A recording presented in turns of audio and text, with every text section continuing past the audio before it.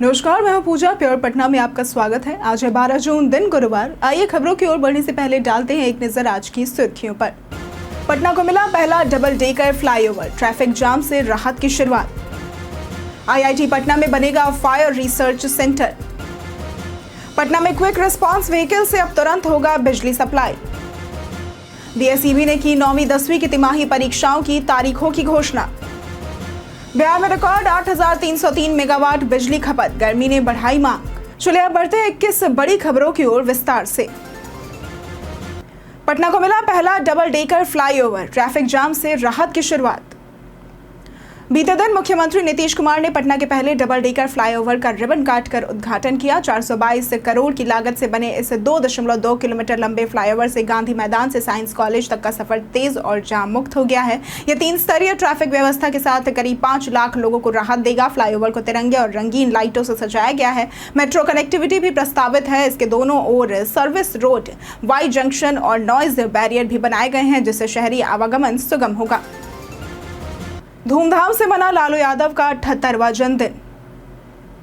बीते दिन राष्ट्रीय जनता दल सुप्रीमो लालू प्रसाद यादव ने पटना में अपना 78वां जन्मदिन पारंपरिक उत्साह के साथ मनाया। सुबह से ही राबड़ी आवास पर समर्थकों की भारी भीड़ जुटी रही। ढोल नगारों की धुन पर डांस और सड़कों पर पैसे उड़ाते कार्यकर्ता भी नजर आए। तलवार से 78 किलो का लड्डू केक काटा गया। बेटी मीसा भारती ने लालू यादव संग फैमिली फोटो शेयर कर शुभकामनाएं दी। मिठाइयों की खास पैकिंग और पारंपरिक अंदाज ने आयोजन को यादगार बना दिया। इस मौके पर नेताओं, कार्यकर्ताओं और प्रशंसकों ने भी बधाई दी। बिहार में रिकॉर्ड 8,303 मेगावाट बिजली खपत, गर्मी ने बढ़ाई मांग। बिहार में भीषण गर्मी के चलते बिजली की मांग ने नया रिकॉर्ड बनाया है। राज्य में 8,303 मेगावाट बिजली की खपत हुई है, जो अब तक की सर्वाधिक है। यह पिछले साल के मुकाबले 298 मेगावाट अधिक है। ऊर्जा मंत्री विजेंद्र प्रसाद यादव ने इसे राज्य के विकास का प्रतीक बताया। 2005 में जहां अधिकतम मांग 700 मेगावाट थी, अब ये कई गुना बढ़ चुकी है। प्रति व्यक्ति खपत भी 70 से बढ़कर 360 यूनिट हो गई है। शहरी क्षेत्रों में 24 और ग्रामीण क्षेत्रों में 21 से 22 घंटे बिजली आपूर्ति हो रही है। पटना में नए उर्दू पुस्तकालय भवन का हुआ उद्घाटन।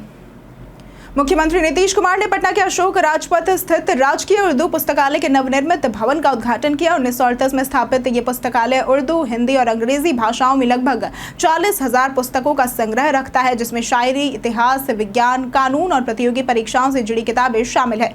यहाँ 1057 स्थायी सदस्य है और हर माह पत्रिकाएं व रोज अखबार उपलब्ध होते हैं। शोधकर्ताओं के लिए 1938 से प्रकाशित दुर्लभ उर्दू अखबारों का संग्रह भी है। भवन निर्माण हेतु 2021 में 3.07 करोड़ की स्वीकृति दी गई थी। उद्घाटन समारोह में मुख्यमंत्री के साथ उप मुख्यमंत्री सम्राट चौधरी, शिक्षा मंत्री सुनील कुमार और अन्य अधिकारी उपस्थित रहे। आईआईटी पटना में बनेगा fire research centre. IIT Patna में centre of excellence for fire testing, training एवं रिसर्च सेंटर की स्थापना की जाएगी। इसके लिए भवन निर्माण विभाग आवश्यक संरचना का निर्माण करेगा, जबकि आईआईटी पटना लैब के लिए निःशुल्क भूमि उपलब्ध कराएगा। विभाग के सचिव कुमार रवि ने बताया कि ये केंद्र सरकारी भवनों की अग्नि सुरक्षा के लिए अहम कदम है। संचालन, स्टाफ, उपकरण, मरम्मत और प्रशिक्षण संबंधी सभी खर्च 5 वर्षों तक भवन निर्माण विभाग उठाएगा। आईआईटी पटना तकनीकी नेतृत्व, विशेषज्ञता और फैकल्टी सहयोग देगा। परियोजना की अनुमानित लागत 17.36 करोड़ रुपए है। एमओयू की प्रक्रिया जल्द पूरी कर निर्माण कार्य प्रारंभ किया जाएगा। बीएसईबी ने की 9वीं 10वीं की तिमाही परीक्षाओं की घोषणा।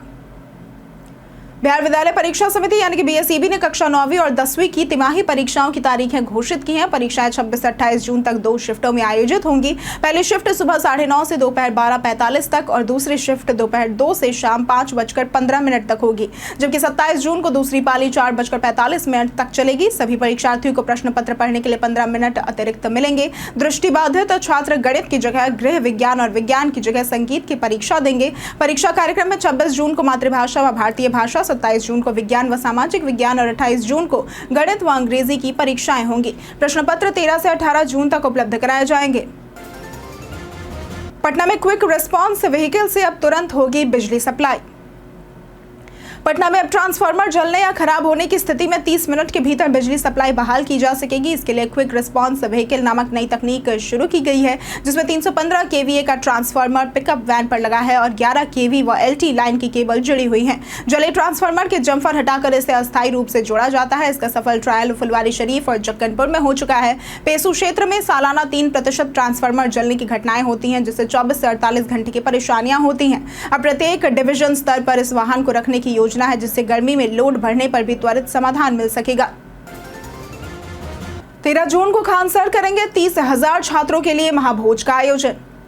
जल्द ही अपने स्टूडेंट्स के लिए एक भव्य महाभोज का आयोजन करने जा रहे हैं, जिन्हें वे अपना परिवार मानते हैं। पहले यह भोज 6 जून को होना था, लेकिन बकरीद के चलते टाल दिया गया। अब 13 जून को भोज की संभावना है, जिसकी अंतिम पुष्टि प्रशासनिक अनुमति मिलने के बाद की जाएगी। इसमें करीब 25 से 30,000 स्टूडेंट्स को बुलाया जाएगा। आयोजन 2 शिफ्ट में होगा, पहली लड़कियों के लिए और दूसरी लड़कों के लिए। रजिस्ट्रेशन के लिए ऑनलाइन फॉर्म भरना होगा, जिसके बाद डिजिटल पास मिलेगा। आयोजन किसी बड़े मैदान या स्टेडियम में हो सकता है, जिसमें 56 भोग वाला खास मेन्यू भी रखा जाएगा। खान सर खुद हर व्यवस्था की निगरानी कर रहे हैं। बीपीएससी ने निकाली एमवीआई के 28 पदों पर भर्ती। बिहार लोक सेवा आयोग यानी कि बीपीएससी ने परिवहन विभाग के तहत मोटर व्हीकल इंस्पेक्टर यानी कि एमवीआई के 28 पदों पर भर्ती निकाली है। इच्छुक उम्मीदवार 3 जुलाई 2025 तक आधिकारिक वेबसाइट bpsc.bih.nic.in पर आवेदन कर सकते हैं। उम्मीदवारों के पास ऑटोमोबाइल या मैकेनिकल इंजीनियरिंग में 3 वर्षीय डिप्लोमा होना अनिवार्य है। आवेदन शुल्क सामान्य, ओबीसी, ईडब्ल्यूएस अन्य राज्य के लिए 750 रुपए, जबकि बिहार की महिलाओं, SC/ST और दिव्यांग उम्मीदवारों के लिए 200 रुपए है। शुल्क का भुगतान ऑनलाइन माध्यमों से किया जा सकता है। आवेदकों की आयु 1 अगस्त 2025 तक निर्धारित मापदंडों के अनुसार होनी चाहिए। ये भर्ती उन उम्मीदवारों के लिए सुनहरा अवसर है जो डिप्लोमा के बाद सरकारी नौकरी की तलाश में है। जाने आज कैसा रहेगा पटना का मौसम। पटना में भीषण गर्मी का प्रकोप जारी है। अधिकतम तापमान 40.4 डिग्री सेल्सियस और न्यूनतम तापमान 31 डिग्री रहने की संभावना है। मौसम विभाग ने उत्तर बिहार के 19 जिलों में गरज चमक के साथ बारिश की संभावना जताते हुए ऑरेंज अलर्ट जारी किया है। हालांकि जिन जिलों में बारिश नहीं होगी वहां उमस भरी गर्मी बनी रहेगी। दक्षिण बिहार के सभी 19 जिलों में, जिनमें पटना भी शामिल है, वहां पर उमस और तेज गर्मी के कारण येलो अलर्ट जारी किया गया है। पटना समेत भोजपुर, बक्सर, कैमूर, गया, भागलपुर जैसे जिलों में हॉट डे की चेतावनी दी गई है। तेज धूप और बढ़ती नमी के कारण लोगों को गर्मी से ज्यादा परेशानियां हो रही हैं। पटना जिले के थानों में 1,44,361 लीटर जब्त शराब विनिष्टीकरण के लिए पड़ी है, जिससे जिला अधिकारी डॉक्टर त्यागराजन SM ने नाराजगी जताई है। उन्होंने तुरंत शराब नष्ट करने का निर्देश दिया है। फुलवारी शरीफ, बेहटा, दीदारगंज, दानापुर, फतुहा और अगमकुआं थानों में प्रत्येक में 5,000 लीटर से अधिक शराब जमा है। जिला अधिकारी ने भौतिक सत्यापन कर अभियान चलाने और शीघ्र विनिष्टीकरण की बात कही है। इसके साथ ही शराब माफियाओं पर सख्त कार्रवाई, चेक पोस्ट की निगरानी और जब्ती बढ़ाने के निर्देश दिए हैं। उन्होंने कहा कि शराबबंदी में किसी भी लापरवाही को बर्दाश्त नहीं किया जाएगा और सभी संबंधित अधिकारियों को सजग और प्रतिबद्ध रहने का निर्देश दिया है। भारत इंग्लैंड टेस्ट से पहले बड़ा बदलाव। भारत और इंग्लैंड के बीच 20 जून से शुरू होने वाली 5 टेस्ट मैचों की सीरीज से पहले इंग्लैंड ने 19 वर्षीय तेज गेंदबाज एडी जैक को अभ्यास टीम में शामिल किया है। जोश टंग की चोट के चलते यह फैसला लिया गया है, जबकि मार्क वुड, जोफ्रा आर्चर और गस एटकिंसन पहले से ही चोटिल है। एडी जैक ने हाल ही में इंडिया ए के खिलाफ अनौपचारिक टेस्ट में केएल राहुल को आउट कर चयनकर्ताओं का ध्यान अपनी ओर खींचा था। 6 फीट 4 इंच लंबे जैक हैम्पशायर के लिए खेलते हैं और उन्होंने अब तक 2 फर्स्ट क्लास मैचों में 4 विकेट और लिस्ट ए मैचों में 19 विकेट लिए हैं। एंड्रयू फ्लिंटॉफ और ग्रीम स्वान जैसे दिग्गजों ने भी उनकी तारीफ की है। पटना पर्यटन में आज बात होगी कुम्हरार पार्क की।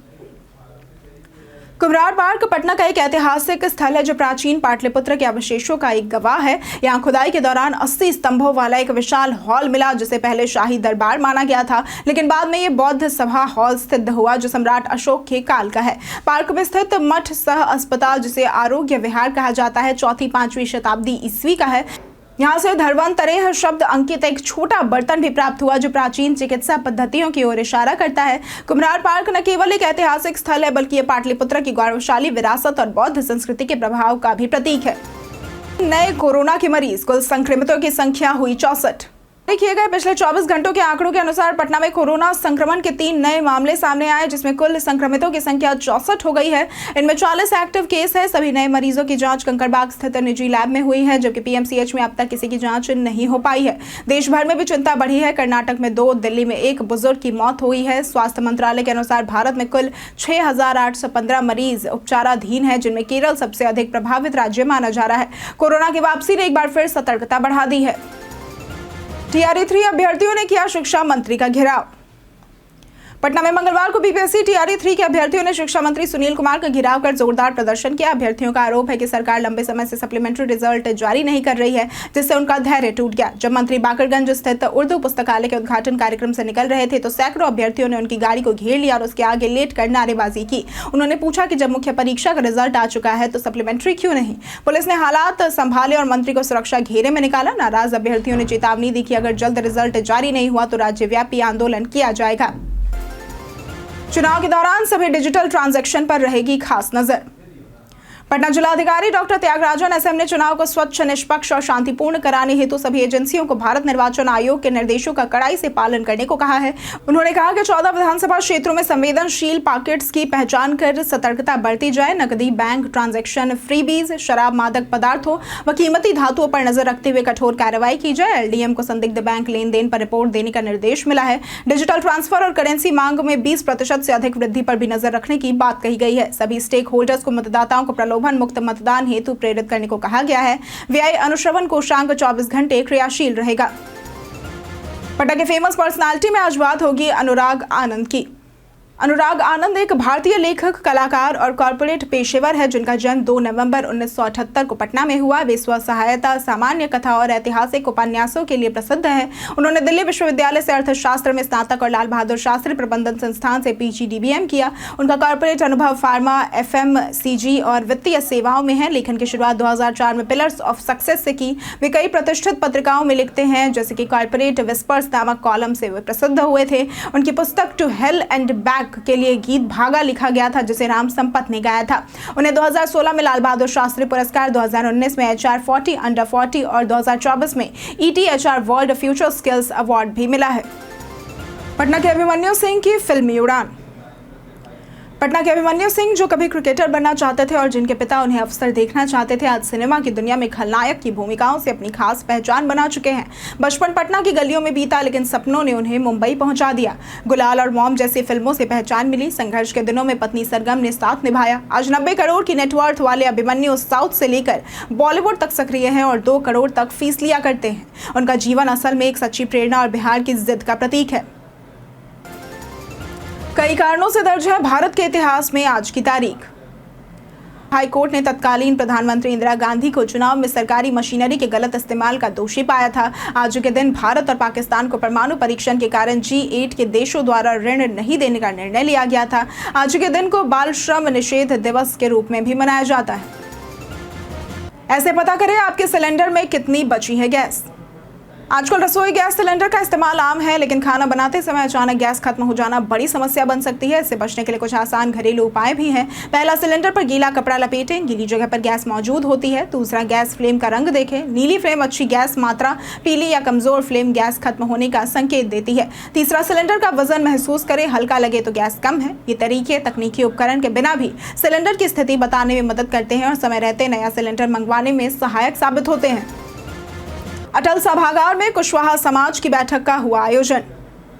भारतीय जनता पार्टी के प्रदेश कार्यालय स्थित अटल सभागार में सामाजिक संपर्क अभियान के तहत कुशवाहा समाज की बैठक आयोजित हुई। बैठक की अध्यक्षता प्रदेश अध्यक्ष डॉक्टर दिलीप जायसवाल और उप मुख्यमंत्री सम्राट चौधरी ने की। बैठक में पूरे बिहार से कुशवाहा समाज के प्रतिनिधियों ने भाग लिया और भाजपा को समर्थन देने की बात कही। डॉक्टर जायसवाल ने कहा कि भाजपा सभी वर्गों के उत्थान के लिए प्रतिबद्ध है और कुशवाहा समाज की एकता को संगठित करने का कार्य जारी है। उप मुख्यमंत्री सम्राट चौधरी ने समाज को भाजपा का मजबूत सहयोगी बताया। मंत्री सुनील कुमार ने बताया कि शिक्षा, स्वास्थ्य, कृषि और रोजगार में चलाई गई योजनाओं से समाज को सीधा लाभ मिला है। बीते दिनों जिन्होंने हमारे वीडियो पे लाइक और कमेंट किया था, उनके नाम हैं बबलू कुमार, स्वास्तिक कुमार, मोहम्मद सनाउल्लाह, अबोध कुमार, मनोज दास, संजीव कुमार और अनूप कुमार। इसी के साथ बढ़ते हैं आज के सवाल की ओर। आज का सवाल है, आपके क्षेत्र में मौसम का क्या हाल है? आप अपना जवाब हमें हमारे कमेंट सेक्शन में लिखकर जरूर बताएं। आज के लिए सिर्फ इतना ही। पटना के तमाम खबरों के साथ बने रहने के लिए देखते रहें प्योर पटना। और साथ ही अगर आप YouTube चैनल पर देख रहे हैं तो चैनल को सब्सक्राइब करें और अगर आप Facebook पेज पर देख रहे हैं तो लाइक और फॉलो जरूर करें।